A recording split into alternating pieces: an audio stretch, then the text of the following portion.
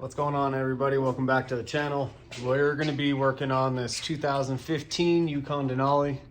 Having some issues with the transmission. Most people said that the original transmission fluid that GM puts in them is not the greatest. So what I did is got this right here.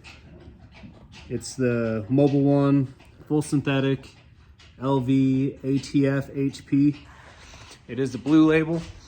And then to get the transmission fluid out, as you all know, there's no dipsticks.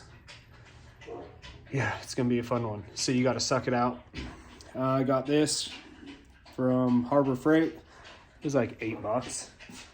So you need that, something to put your fluid in, and then just a flathead to be able to take off this rubber bushing. So let's climb underneath and check it out. All right, so I'm underneath, and just to give you a heads up, there's 3 bolts that are holding on this heat shield. There's one dead center. There's gonna be one right up top right there on that corner, and then also in the middle right up here. So once you get that off, you'll be able to see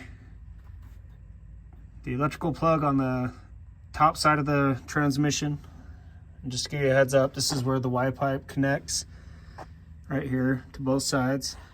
I'm gonna bring you up top, and you're not gonna be able to see. Let me get a flashlight. All right, so right up top, you can see right there, if it'll focus.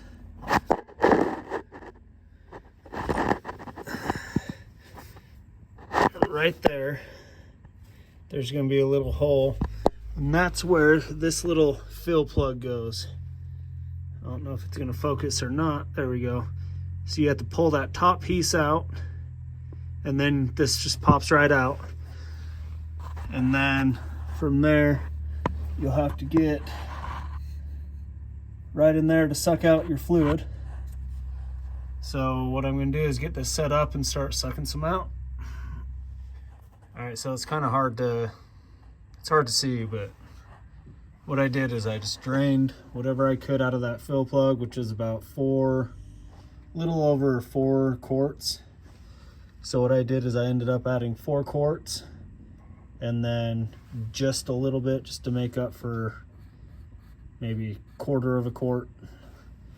So I got that put in there, and this is just to show you the setup I got underneath the car. I saved this old fluid so that way I can take a look at it. But yeah, not too bad. So now I'm gonna take this off, put that plug back in, put that heat shield on, and start her up.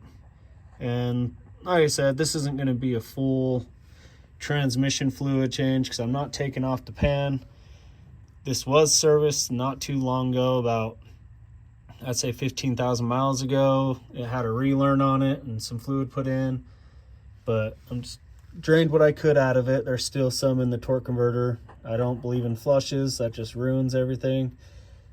But there's still probably another 4 quarts of that old fluid in there. But I figure I'd just top it off with this recommended fluid that GM actually recommends now.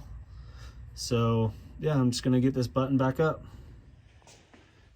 All right, so this job didn't take too long, just as long as you have the right tools. To get to those 3 10mm bolts, the 2 on top, just be patient, they do come out.